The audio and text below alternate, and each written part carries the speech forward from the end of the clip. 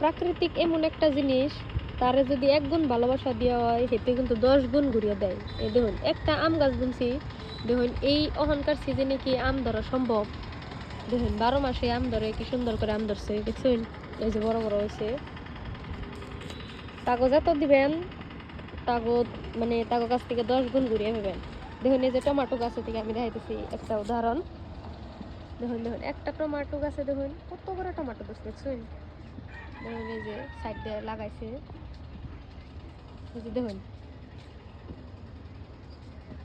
একটু কষ্ট করলেই নিজেরা ভালো ভালো বস্তু খান যায়, কোনো গ্যাস ছাড়া, কোনো মানে সার প্রয়োগ করা ছাড়াই, মানে নিজেরাই যদি এরকম করে অল্প অল্প করে গাছ বনুন, ছাদেই হোক মাটিতেই হোক, তাহলে নিজেকেও কমসে কম বাড়ির শাকসবজি দিয়ে কমসে কম তো গ্যাস ছাড়া খাই আর ভাই। তো অঙ্গ কম বেশি সবই মানে ছাদে থেকে উঠানি হয়। এই যে দেখুন ধনিয়া পাতা বলছে, তো যে এনে কদিন পরে আইব, এনে কদিন পরে মালটা ধরবো আর কি, তখনও ধরে নাই। তো মালটা এই যে মৌসুমি এনে ধরে নাই এখনো।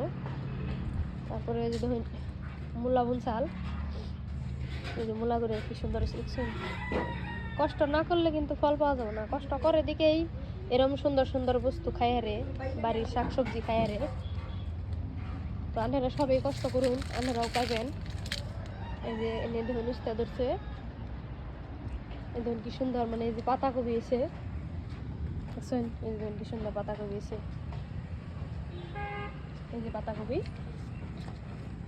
এই জন্য পাতাকপি হয়েছে ভিতরে, এই যে দেখছেন কত বড় বড় পাতাকপি এসে।